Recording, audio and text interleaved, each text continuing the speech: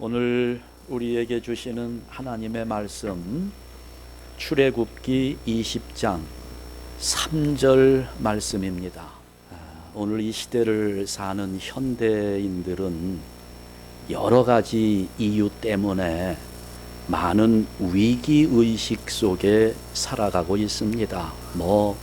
경제적 위기, 바이러스에 대한 위기의식, 또 물이 점점 오염되면서 물이 부족하면서 생겨나는 위기의식, 또 여기저기에서 들려오는 전쟁의 위기의식, 기상이변 때문에 천재지변들이 일어나는 것 때문에 생겨나는 위기의식, 또 곳곳에서 무슨 동성연애나 또 트랜스젠더의 문제나 이런 도덕 윤리적인 타락하는 모습 속에서 위기의식을 느끼며 살아가고 있는데요.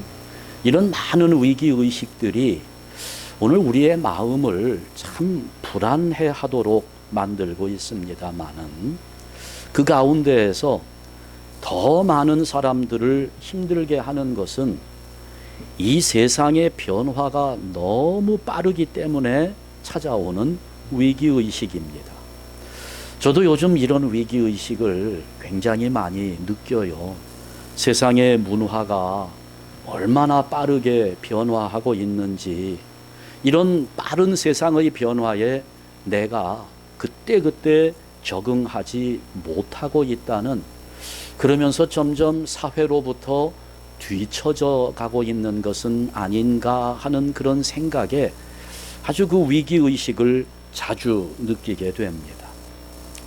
또 다른 위기의식이, 요즘에는 이 세상의 모든 권위가 다 무너져 버린 것 같은 그런 시대에 살고 있는 것처럼 느껴지니까, 그래서 또한 위기의식이 우리 속에 자리 잡고 있어요.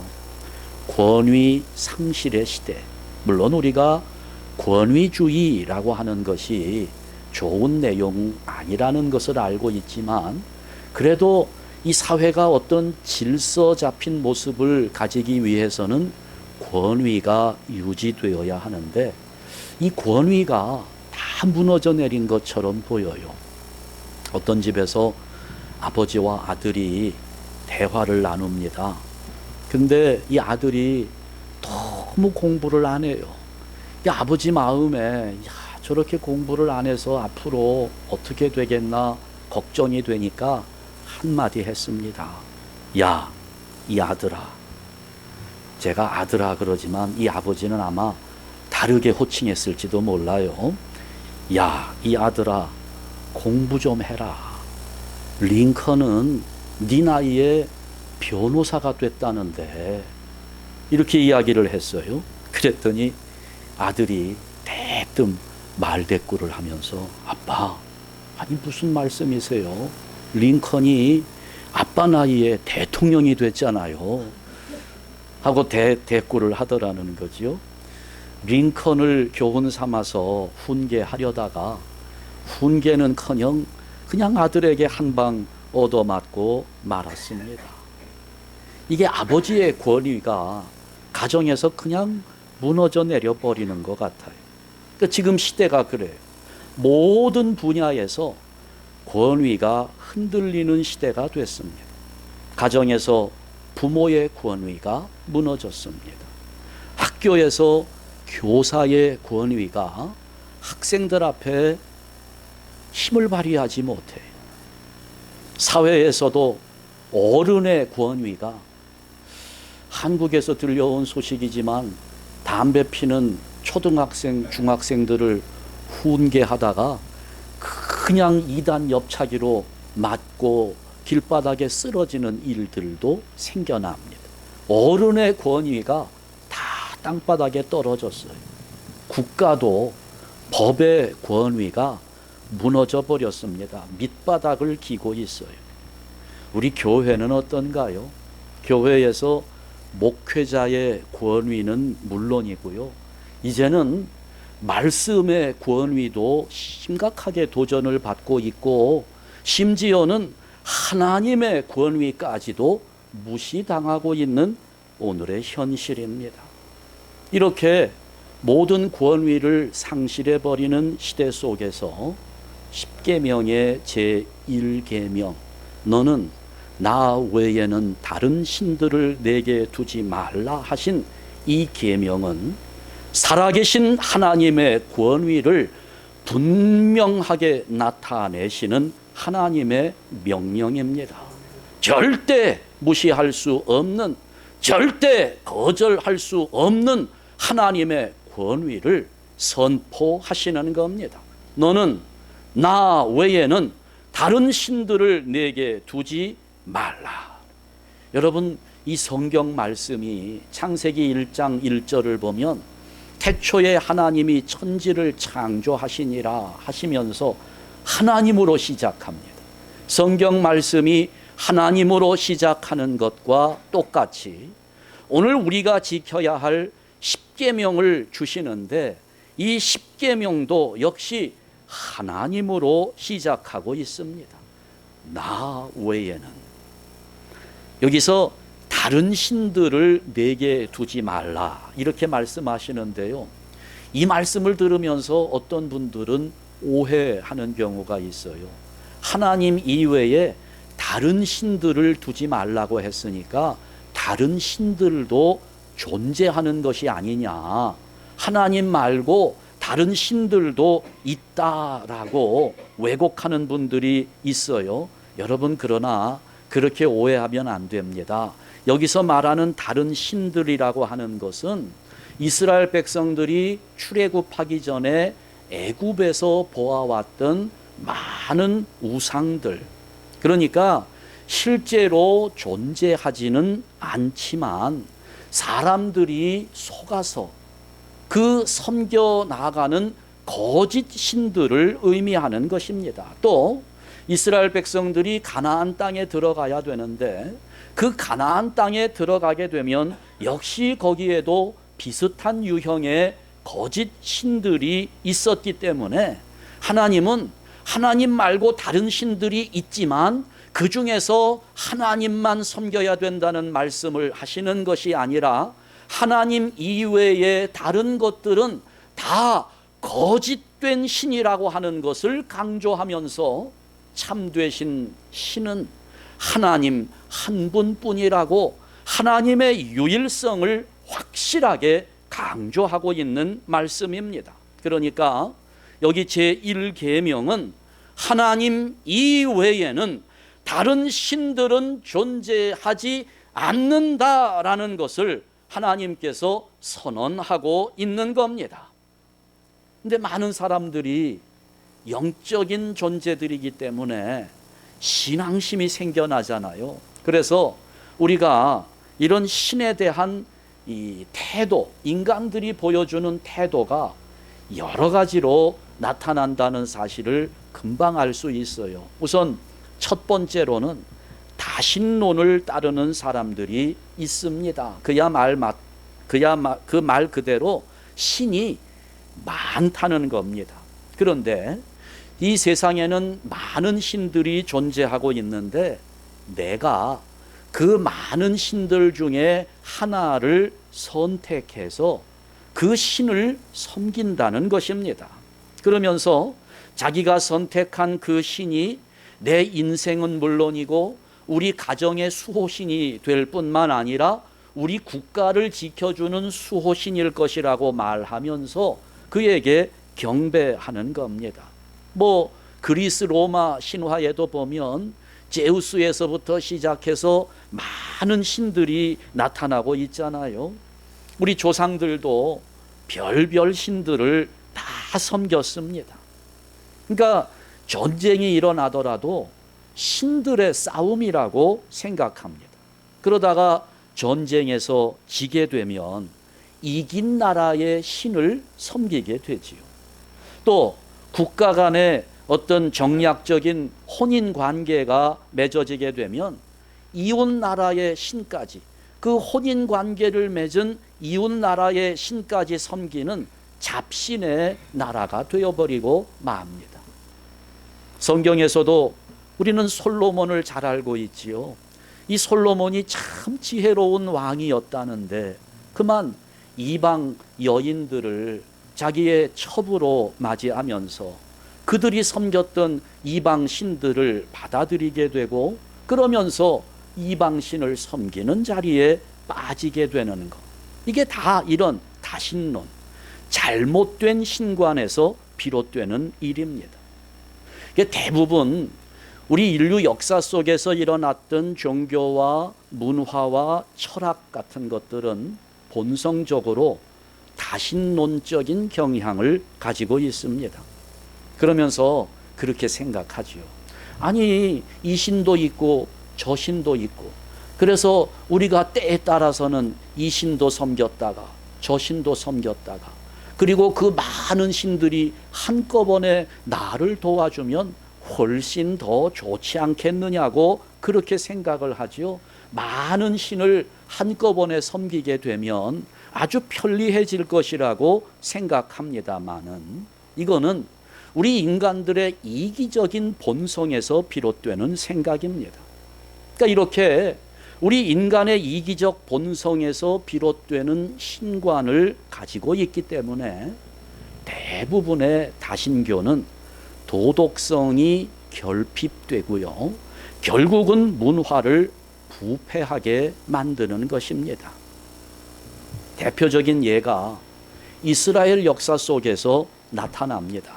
이스라엘 사람들이 가나안 땅에 들어가서 타락하게 되는데 사사기를 보면 얼마나 타락하는지를 잘 보여주고 있어요.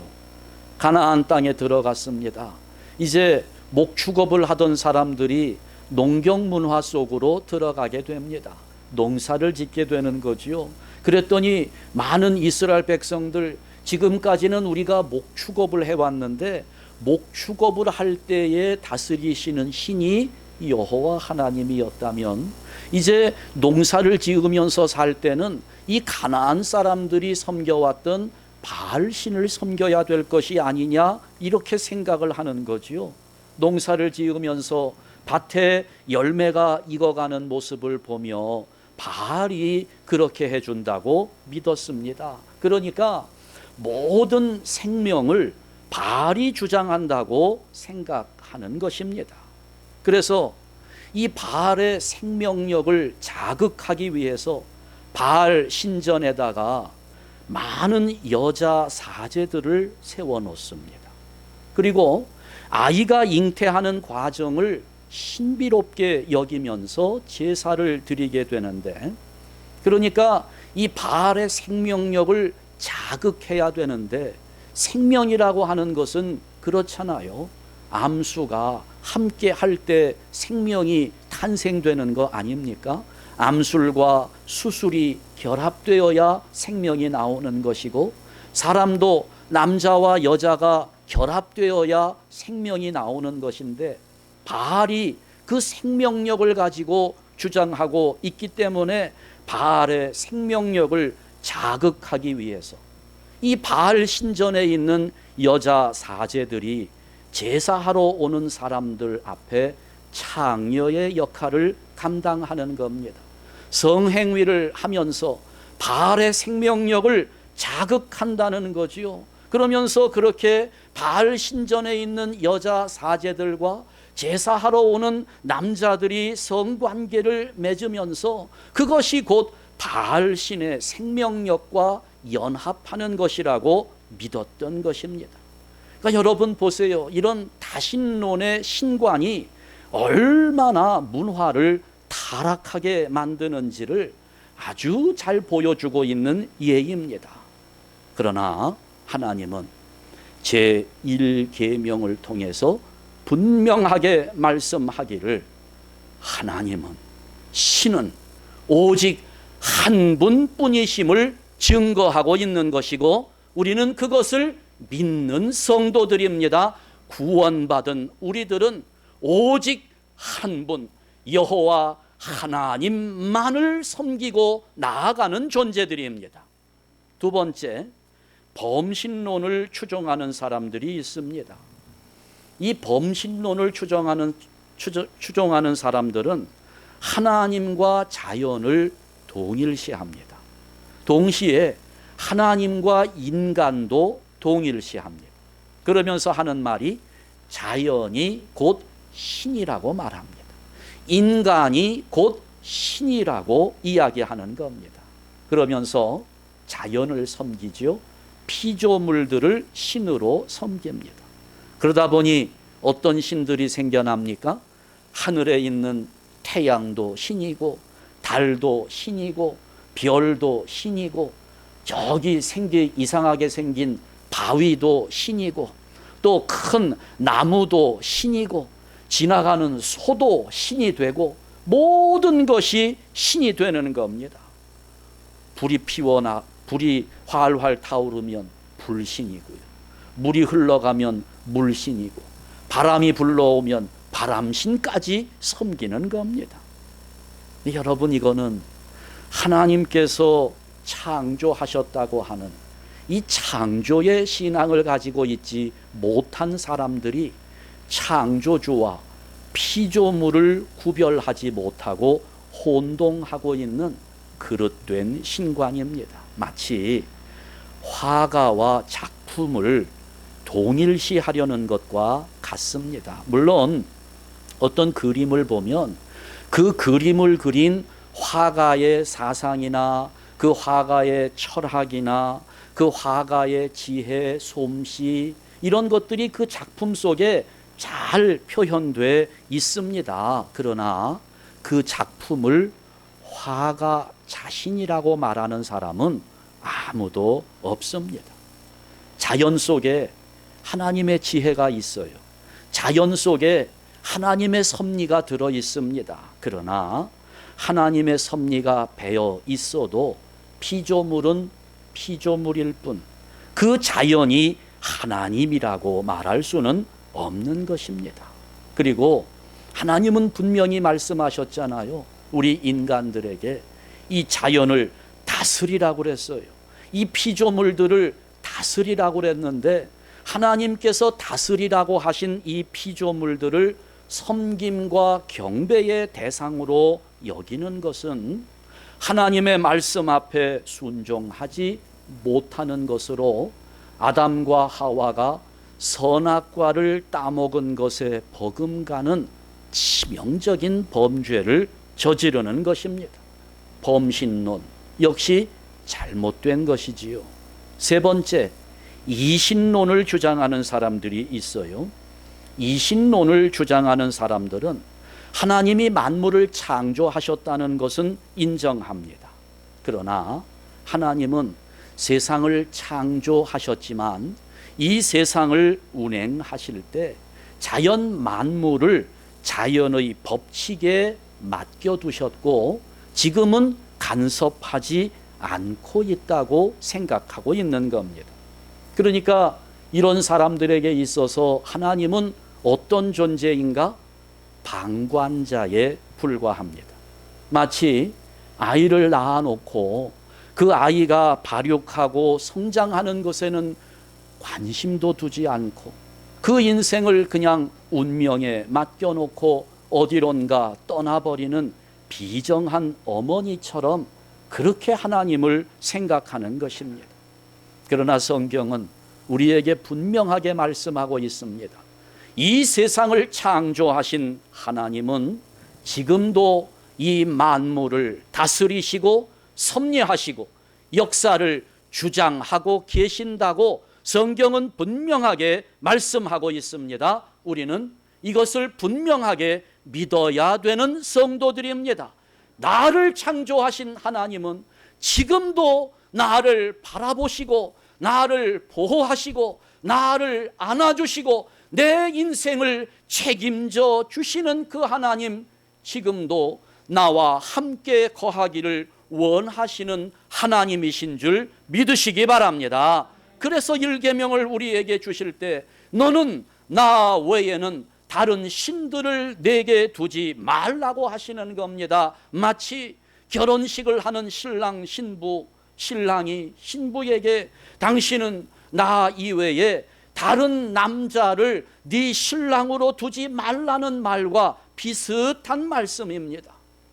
우리가 믿는 하나님, 삼위일체의 하나님은 많은 신들 가운데 한 분이 아니라 또 어떤 한 나라나 어떤 한 민족의 수호신이 아니라 우주 만물의 창조주가 되시고 역사의 섭리자가 되시고 우리 생명의 주관자가 되시는 분이기 때문에 우리 인간은 하나님께만 경배를 돌려야 되고 하나님께만 예배를 드려야 하는데, 오늘 많은 사람들이 이렇게 다신론과 범신론을 추종하고 이신론이 마치 진리인 것처럼 주장하고 있기 때문에 하나님은 오늘 이 시대를 살아가는 우리들에게 일계명을 통하여 하나님을 향한 인간들의 몰지각한 배신 행위를 금하는 경고의 말씀을 주신 겁니다. 예배의 대상을 바르게 알아야 된다는 겁니다. 십계명의 제1계명은 예배의 대상을 규정하는 것입니다. 하나님께만 예배를 드려야 한다는 거예요. 우리의 경배를 받으실 분, 우리의 예배를 받으실 분, 우리의 기도를 받으실 분은 오직 여호와 하나님 한 분밖에는 존재하지 않는다고 하는 겁니다. 우리를 구원하신 분도 한 분 하나님뿐이시고, 그러니 다른 어떤 대상도 이 하나님의 자리와 구원위를 대신할 수 없는 겁니다. 이 제1계명에 따라서 하나님께 예배하는 성도는 그 어떤 모습으로도 다른 거짓된 신과 타협할 수 없는 거예요.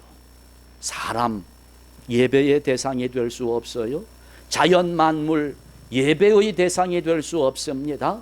심지어 천사도 예배의 대상이 될 수는 없는 겁니다. 위대한 베드로도 위대한 바울도 예배의 대상은 결코 아니라는 겁니다. 하나님만 예배해야 된다는 것입니다. 지금 이 시대에 많은 신학자들이 타협 종교를 외치고 있습니다. 그래서 지금 이 시대를 포스트 모더니즘의 종교 다원주의 시대라고 부릅니다. 죄인이 구원받을 수 있는 길은 오직 한 길밖에 없어요. 예수 그리스도를 통한 하나님의 은혜가 유일한 것인데, 많은 사람들이 구원의 길이 하나만 있는 것은 아닐 거라고 말합니다. 그리스도의 유일성을 부인하는 거지요. 예수님을 상대화시키는 겁니다. 그러면서 설명하지요. 하나님은 저 위에 계시는데 그 하나님께 이르기 위해서는 예수님을 믿고 갈 수도 있고, 석가모니를 통해서도 갈 수가 있고, 다른 여타의 종교를 통해서도 하나님께 이를 수 있다고 말하는, 주장하는 이런 혼합 종교가 오늘 많은 사람들의 생각을 지배하고 있습니다. 이런 세상의 타협적인 분위기에서 여러분은 어떻게 판단하고 있습니까? 하나님을 향한 우리의 믿음, 오직 예수의 믿음을 잘 지키고 계신가요? 여러분 지금 정직한 마음으로 하나님 앞에 자문해 보시기 바랍니다. 나는 하나님만 예배하고 있는가? 나는 예수님만 구원의 주님이라고 생각하고 있는가? 지금 얼마나 많은 사람들이 과학 만능주의를 부르짖습니까? 하나님 대신에 과학을 신으로 섬기고 있어요. 무슨 게놈 프로젝트라고 해서 인간의 유전자를 완전히 100% 해독했다고, 마치 구원이 과학에 의해서 이루어지는 것처럼 우리는 그렇게 고백하잖아요. 여호와는 나의 목자시니, 이렇게 고백하는데 이분들은 과학은 나의 목자시니 하면서 과학이 우리를 인도해 주는 것처럼 착각하는 사람들 얼마나 많아요. 금송아지를 섬기는 사람들 이 시대에 얼마나 많습니까? 황금 만능주의에 물들어 있는 사람들입니다. 돈만 있으면 무엇이나 가능하다고 믿는 사람들. 그래서 구원도 돈으로 해결하려고 하는 사람들이 많습니다. 지멋대로 살아가면서 내가 오늘 교회 가서 엄청난 헌금을 했으니까 구원 받았겠지. 구원까지도 돈으로 해결하려고 그래요. 돈이면 다 된다고 생각하는 사람들. 그런 사람들은 돈을 섬기는 거지요. 또 이 시대 바카스 신을 섬기는 사람들이 얼마나 많은지 몰라요. 바카스를 예배합니다. 술의 신입니다. 다시 말하면 자기 향락의 신이라고 말할 수 있어요. 술에 취하고 세상 향락에 취하고 마약에 취하고 그러면서 자기 자신을 상실해버린 채 살고 있는 사람들, 우리 주변에 얼마나 많은지 몰라요. 어떤 사람은 비너스를 섬깁니다. 성적 쾌락을 섬기는 사람들이. 오늘 현대인들이 옛날 사람들을 많이 무시하지요. 무식했고 또 문화 수준도 떨어지고 그러면서 옛날 사람들은 우상도 많이 섬겼는데 자기도 알지 못하는 신을 섬기고 자연 앞에서 엎드려 빌던 사람들이라고 옛날 사람들을 어리석다고 비웃지만 그런 모습들이 결국은 지금 우리 현대인들에게서도 그대로 나타나고 있는 겁니다. 참 신이 되시는 하나님의 마음을 섭섭하게 하는 일이 아닐 수 없는 거지요. 최근에 우리 마음을 힘들게 하는 다큐멘터리가 이제 만들어져 가지고 제목이 나는 신이다. 어떤 한 이단 사이비, 제가 볼 때는 이단도 아니고 사이비도 아니고 그냥 종교 사기 집단이라고 말하면 좋을 것 같은데요. 이게 참 안타까운 일입니다.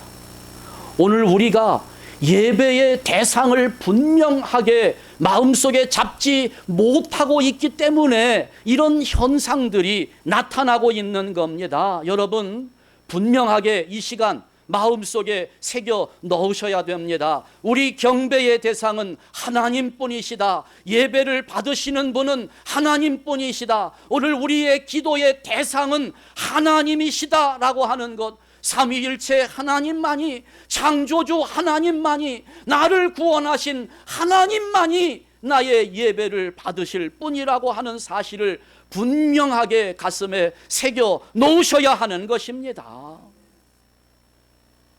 제가 결혼하기 전에 제 친구의 청첩장을 받았어요. 그랬는데 그 청첩장이 그 당시로서는 굉장히 새로운 형태의 청첩장이었습니다. 결혼식 순서까지 그 청첩장에 다 해놨더라고요. 누가 주례사를 해주시고 기도는 누가 하고 축도는 누가 하고. 그런데 거기 보니까 그 결혼식 청첩장인데 그 앞에 제목을 결혼 예배 이렇게 써놨습니다. 그래 그 당시에 저는 참 그게 센세이션 했고요. 새롭게 느껴졌었습니다. 그런데 여러분, 우리가 어떤 새로운 용어들을 사용할 때에는 조심해야 될 부분이 많습니다. 여러분은 어떻습니까? 결혼 예배, 회갑 예배, 입관 예배, 생일 예배, 이 새로운 용어는 아니지만 이 용어에 대해서 어떻게 생각합니까? 돌 예배. 지금 그 예배의 주인공이 누구일까요? 왜곡이 일어납니다. 물론 의미는 알고 있어요. 결혼 예배라고 하지만 결혼식을 하는 사람과 거기에 축하하는 사람들이 함께 하나님께 감사하면서 예배하니까 결혼 예배라고 했겠지요. 회갑 예배, 60년 동안 나를 지켜주신 하나님께 감사하니까 회갑 예배라고 붙였겠지요. 의미는 알고 있어요.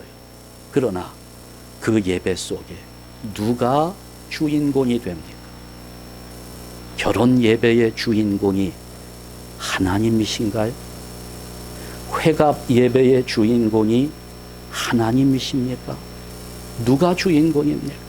거기 참여해서 예배하는 모든 사람들, 이 아이가 1년 동안 잘 자라주었으니 하나님 너무 감사합니다 하면서 예배하는데, 예배 시간 내내 거기에 참여한 사람들의 마음과 관심은 어디로 향합니까?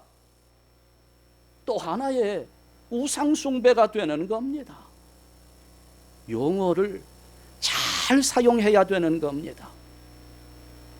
우리가 기도할 때에도 기도는 하나님이 받으시는 겁니다. 나와 하나님과의 관계예요. 기도할 때는 하나님 이외에 다른 대상들은 내 마음속에 들어오지 못하게 해야 돼요. 하나님만 바라보는 겁니다. 이것이 기도입니다. 기도의 대상은 하나님밖에 안 계시는 거예요. 그런데 요즘 기도의 종류가 굉장히 많아지잖아요. 무슨 기도가 있습니까? 대적 기도라는 것이 나왔어요. 결박 기도라는 것도 있습니다. 선포 기도라는 것도 있어요. 의미는 알겠습니다. 기도하면서 사탄을 대적하는 그런 기도를 하나님께 드린다라는 의미인 것 같아요.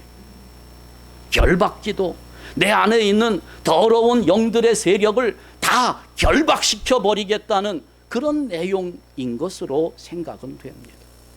의미가 이해는 되는데, 여러분 그 기도에 지금 대상이 누구로 변질되고 있는지 생각됩니까? 하나님께 기도하면서 지금 내 마음을 누구를 집중하고 있느냐는 겁니다. 하나님께 기도하는 내가 사탄에게 마음을 뺏기고 있는 거예요. 하나님을 바라보며 기도하는 내가 지금 귀신에게 집중하고 있는 겁니다. 그래서 용어를 잘 사용해야 되는 거예요. 심지어는 마귀 찬송도 있어요. 제가 전도사 시절에 어느 집을 신방 갔어요. 찬송, 무슨 찬송을 좋아합니까? 자기는 마귀 찬송을 좋아한대요. 아니 세상에 마귀 찬송이 뭔가요? 물었더니 그거 마귀들과 싸울지라. 그게 마귀 찬, 물론 마귀와 싸우는 찬송이니까 간단하게 마귀 찬송이라고 이름을 붙였다는 것은 이해는 되지만, 마귀 찬송, 마귀를 대적하겠다고 그 이름을 사용하지만 그러는 가운데 우리의 심령은 마귀를 주목하게 되는 겁니다. 마음을 빼앗기는 거예요. 우린 그러면 안 된다는 겁니다. 예배를 드릴 때에도, 기도를 할 때에도, 찬송을 할 때에도 하나님만 바라보아야, 하나님께만 예배하고 하나님께만 기도하고 하나님께만 찬송을 드려야 한다는 것입니다. 우리 예배의 대상은 하나님 한 분뿐이시라는 것입니다. 그러니 여러분, 우리가 예배할 때 하나님께 하는 거니까 예절을 지켜야 되지 않겠어요? 기도할 때에도 하나님께 하는 거니까 예절을 지켜야지요. 그 예절은 뭘까요? 보다 겸손하게, 보다 온순하게, 보다 온유하게, 정말 하나님 사랑합니다, 하나님 감사합니다 하는 이 마음 가지고 하나님을 예배하고 하나님께 기도하고 하나님께 찬송을 드리는 그런 모습을 가져야 하는 거예요. JMS, 왜 그곳이 이단이며 사입이며 종교 사기 집단이 되는 겁니까? 하나님 이외에 다른 것을 집중하기 때문에 그런 것입니다. 참 슬픈 일이지요. 우리는 그것이 기독교가 아니다, 거기는 교회가 아니다 라고 부정하는데, 세상에 믿음을 가지고 있지 않은 사람들은 교회로 봅니다. 여러분 그 프로그램도 한번 보세요. 끊임없이 부각되는 이미지는 십자가입니다. 십자가를 계속 부각시킵니다. 믿음이 없는 사람들이 볼 때는 우리 교회나 거기나 똑같은 집단으로 치부해버릴 수 있다는 거예요. 정신을 똑바로 차리지 않으면 우리 교회도 그 취급을 받게 되는 겁니다. 지금 또 문제가 되는 곳이 있지요. 그것도 아마 발표된다고 하는데 무슨 아가동산이라고 하는 신나라 레코드로 돈을 많이 벌었던 여자분이신데 그게 또 아마 방영이 될 것 같아요. 근데 여러분 이런 이단들 제가 지난번에도 잠깐 설명드렸죠. 이단은 삼위일체를 부정하거나 삼위일체의 내용을 왜곡하는 것이 이단입니다. 또 율법주의가 이단이고 쾌락 방종주의가 이단이라고 말씀을 드렸는데 여기 JMS나 아니면 김기순 아가동산이나 뭐 여기 신천지 이만희 뭐 이런 사람들 모두가 뭐 이단이다 아니다 사입이다 이야기하는데 다시 말씀드리지요. 이단도 아니고 사입이도 아니고 종교 사기 집단입니다. 그런데 이분들을 보면 그 뿌리가 있어요. 뿌리를 찾아 올라가니 오래된 뿌리입니다. 이게 다 문선명, 박태선 이런 사람들에게 영향을 받게 되었고 문선명, 박태선 이런 사람들은 김백문이라고 하는 사람의 영향을 받았습니다. 그분이 벌써 오래전에 무슨 기독교 근본 교리라는 책을 만들었는데 거기에서 문선명 씨는 그 책을 거의 그대로 베껴가지고 원리 강론을 만들었어요. 그것으로 얼마나 많은 사람들을 미혹했는지 모릅니다. 오래된 뿌리가 있어요. 그 뿌리를 계속 찾아서 올라가게 되면 벌써 초대교회 시절부터 이런 이단들이 아주 열심히 활동했다는 것을 알 수 있습니다. 그 중에 아주 강력한 이단 중에 하나가 영지주의입니다. 이 영지주의가 오늘날까지도 얼마나 우리의 신앙을 왜곡하고 있는지 몰라요. 시작은 그렇습니다. 그노시스라는 단어가 있어요. 지식이라는 의미입니다. 그런 지식을 의미하는 그노시스를 자기들이 영적인 지식을 소유하고 있다고 해서 자기들의 이름을 그노시스파라고 지었습니다. 이 사실 그노시스라는 일반 명사, 영어에는 knowledge가 되는 것인데요. 아주 중요하잖아요. 지식이 있어야지요. 그런데 자기들 무리 속에만 자기들에게만 있는 영적 지식이 있다고 해서 그노시스파, 영지주의를 결성한 것입니다. 이걸 다 설명하면 시간이 너무 오래 걸려요. 또 다 설명할 필요도 없습니다. 간략하게 핵심만 말씀드리면 이 사람들은 이 세상을 둘로 나누었습니다. 영적인 세계가 있고 물질적인 세계가 있다는 겁니다. 이걸 완전히 분리했어요. 영적인 세계는 선하고 물질적인 세계는 악하다는 것입니다. 선한 영적 세계가 악한 물질적 세계와 함께 할 수 없다는 것입니다. 그러면서 결정적으로 하나님은 인간의 육체를 입을 수 없다고 말한 겁니다.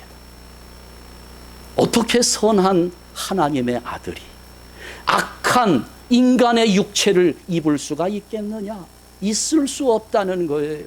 그러면서 초대교회 안에 들어와서 사람들을 미혹한 겁니다. 예수가 이 땅에 온 것은 육체를 입고 온 것이 아니라 육체를 입고 온 것처럼 보였다는 겁니다. 그것을 가현설이라고 이야기합니다. 영어로 도케티즘이라고 합니다. 가현설, 눈에 보였을 뿐이라는 거죠. 그러니 십자가에 달려 죽으신 것도, 그 고난을 당하신 것도 그렇게 보였을 뿐이지 실제로 십자가에 달려 돌아가신 것 아니라고 가르치는 사람들이 사람 성도들의 마음을 미혹한 겁니다. 사도 요한은 그렇게 미혹당하는 성도들을 보면서 너무 마음이 아팠어요.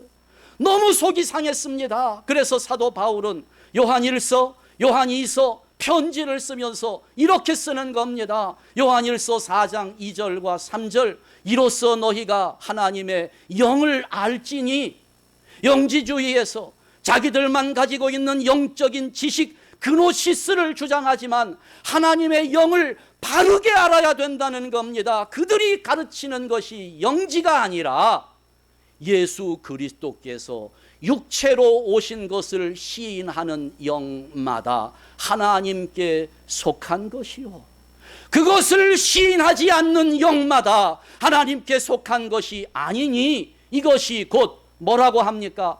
적그리스도의 영이라는 겁니다. 예수님이 이 육체를 입고 이 땅에 온 것이 하나님의 영이라는 거예요. 그것을 부인하는 영은 적그리스도의 영이라는 겁니다. 요한 2서를 쓰면서도 사도 요한은 또 강조합니다. 다 같이 읽습니다. 미혹하는 자가 세상에 많이 나왔나니 이는 예수 그리스도께서 육체로 오심을 부인하는 자라. 이런 자가 미혹하는 자요 적그리스도니. 사도 요한은 교회 안에 이렇게 영지주의자들이 성도들의 마음을 미혹하는 것이 너무 마음이 아팠던 겁니다. 적그리스도가 다른 데 있는 것이 아니라 예수님이 육체를 입고 이 땅에 오신 것을 부인하는 자들이 적그리스도라는 것입니다. 이 사상이 지금까지 흘러내려오고 있는 겁니다. 그래 보세요. 여러분 무슨 다락방이니 귀신론이니 신천지 이런 데 가보세요. 그들이 가장 많이 사용하는 단어가 뭔지 압니까? 비밀입니다. 구원의 비밀, 죄사함의 비밀, 자기들만 알고 있는 지식이 있다는 거지요. 그러니 우리는 너무 쉬운 것을 이해하고 있는데, 우리의 구원이 예수 그리스도를 믿고 나의 구세주로 영접하면 하나님은 나를 구원하셨다고 믿고 있는데, 이분들은 그렇지 않아요. 그 비밀을 깨달아야 구원을 받는다고 거짓말을 하는 겁니다. 우리는 철저하게 배격합니다. 여러분 이런 거 미혹되면 안 되는 겁니다. 오직 우리는 하나님만 경배하고 하나님만 예배하고 하나님께만 기도하고 하나님만 찬송하는 자들이 되어야 하는 것입니다. 천지를 창조하시, 지금도 우리의 생명을 주관하시는 여호와 하나님을 섬긴다면 하나님 앞에서 우리는 다른 헛된 신을 둘 수 없을 겁니다. 마태복음 6장 24절, 한 사람이 두 주인을 섬기지 못할 것이라고 말씀했습니다. 너는 나 외에는 다른 신들을 내게 두지 말라. 10계명의 제1계명을 앞에 두고 우리 한샘교회 성도 여러분들 모두가 진정한 그리고 유일한 예배의 대상, 우리 주 여호와 하나님께만 예배하면서 그 삼위일체 하나님께 영광을 돌리는 복된 성도들 되시기를 주님의 이름으로 축원합니다. 기도하겠습니다.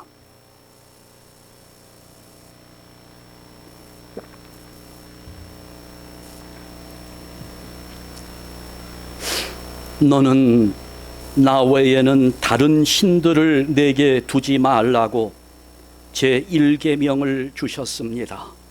이 시간 하나님의 계명을 앞에 두고 우리의 잘못을 고백합니다. 이제까지 우리가 얼마나 하나님 이외에 다른 헛된 신들을 쫓아다녔는지 모릅니다. 우리의 마음속에 하나님께서 차지해야 할 그 자리에 때로는 재물을 올려놓았고 때로는 과학을 또 쾌락과 향락을 추구하면서 심지어는 그 하나님의 자리에 내가 앉아 군림하면서 하나님을 섭섭하게 했던 우리들입니다. 매번 예배를 드릴 때 마땅히 경배를 받으실 유일하신 분은 하나님뿐이신데, 예배의 대상을 잘 알고 있는 우리가 예배 속에 인간을 주인공으로 삼았던 적도 얼마나 많은지 모릅니다. 하나님 아버지, 이 죄인들을 불쌍히 여겨 주시옵소서. 이제는 하나님과 다른 것 사이에서 나누어지지 않는 우리의 마음과 관심을 모아서 우리의 몸과 마음 전부를 제물로 삼아 오직 하나님께만 예배하며 제1계명을 철저하게 지키는 복된 성도들 되게 하여 주시옵소서. 오늘 우리 교회 주님의 피로 세워진 우리 한샘교회에서는 하나님께만 드려지는 온전한 예배가 영원토록 이어지도록 은혜를 베풀어 주시옵소서.